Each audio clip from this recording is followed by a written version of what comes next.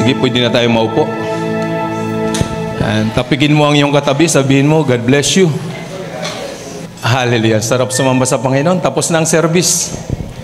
Nadama na natin si Lord sa mga nakadama kay Lord. Tapos na po ang service. Di ba? That's the reason why we here. Just to feel and embrace the presence of God. Kaya kung na-miss mo yun, mamaya may pagkakataon pa. Kasi, well, simple lang po yung mensahe this morning. At na-confirm ng Lord.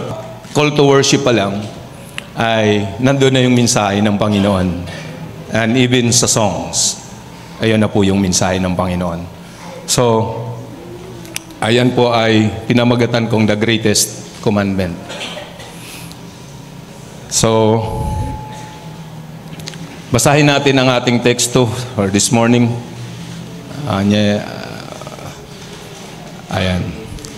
Sabi ng Luke chapter 10 verse 25 hanggang 37 yan. So sabi riyan, verse 25, on one occasion, an expert in the law stood up to test Jesus. Teacher, he asked, what must I do to inherit eternal life? Sabi ni Jesus, what is written in the law? He replied, how do you read it? He answered, Lord, love the Lord your God with all your heart and with all your soul and with all your strength and with all your mind, and love your neighbor as yourself. And sabi ni Jesus, you have answered correctly. Jesus replied, do this and you will live. But he wanted to justify himself, so he asked Jesus, and who is my neighbor? In reply, Jesus said, a man was going down from Jerusalem to Jericho when he was attacked by robbers. They stripped him of his clothes, beat him, and went away, leaving him half dead. Verse 31, a priest happened to be going down at the same road. Pansinin niyo yun na may isang daan papuntang Jericho, isang daan lang. Then, yung isang taong naglalakad doon ay pinagnakawan, binugbog, at iniwang halos patay na. Verse 31, a priest happened to be going down the same road. And when he saw the man, he passed by on the other side. So, to a Levite, when he came, so meron dumaan din ang Levitan, when he came to the place and he saw him, passed by on the other side. So, gumilid lang. But a Samaritan, as he traveled, came where the man was, and when he saw him, he took pity on him. He went to him and bandaged his wounds, pouring on oil and wine. Then he put the man on his own donkey, brought him to an inn, and took care of him. The next day he took out 2 denarii and gave them to the innkeeper. Look after him, he said, and when I return, I will reimburse you for any extra expense you may have. Sabi niya doon sa panuluyan. Which of these 3 do you think was a neighbor to the man who fell into the hands of robber? Then the expert of the law replied, the one who had mercy on him. Then Jesus told him, go and do likewise.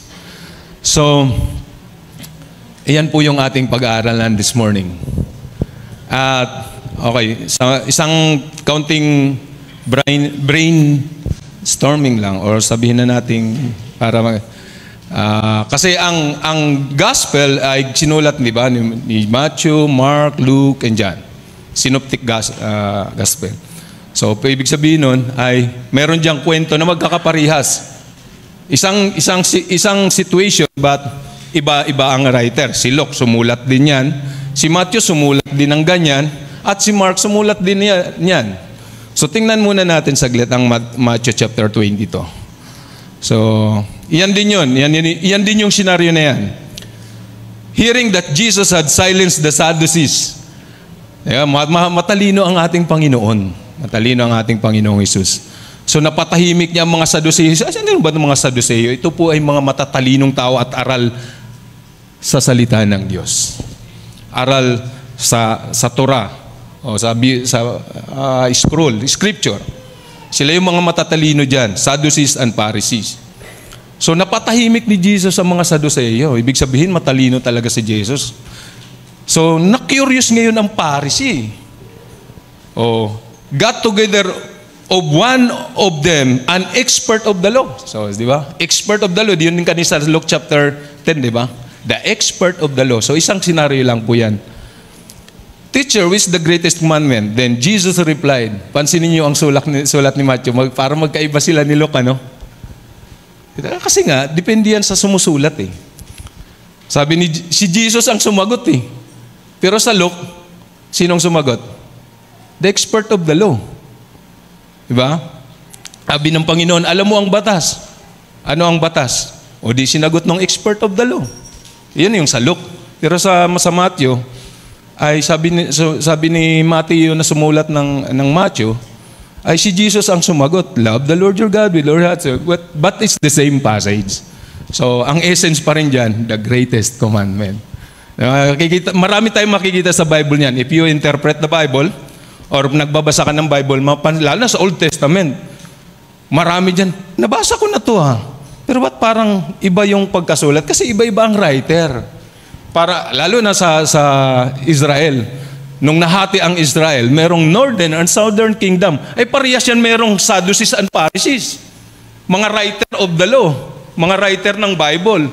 So, pag sumulat itong isang writer, base sa version niya, ganun din yung isa. Gagawa din ng version niya, pero same scenario. Yan yung sa Matthew chapter 10 at sa Luke chapter Luke chapter 10 and sa Matthew 22. Now, so ang tanong is, what is the greatest command? Anong sagot? Yan yung sagot sa baba. Love. Ayan na po ang message. Tapos na po.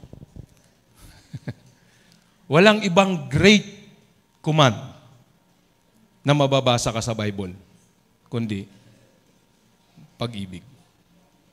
If we sum up, love. Bakit? Anong una? Actually, ito nga eh. Pag sinabi bang great o greatest, ay meron dalawa ba? O isa lang? Isa lang. Great na nga eh. Greatest na nga eh. Pinaka.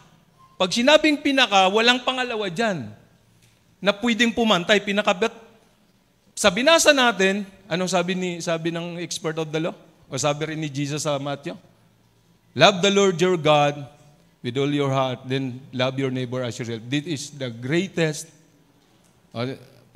Actually, sabi ng isang writer, una, love the Lord. Pangalawa, love your neighbor. So, pinangalawan, pero tinawag siyang greatest commandment.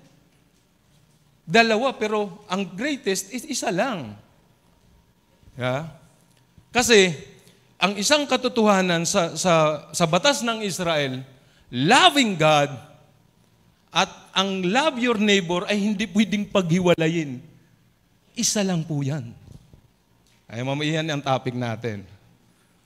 Kasi, ito yan eh. Sino nagmamahal sa Lord? Ayan.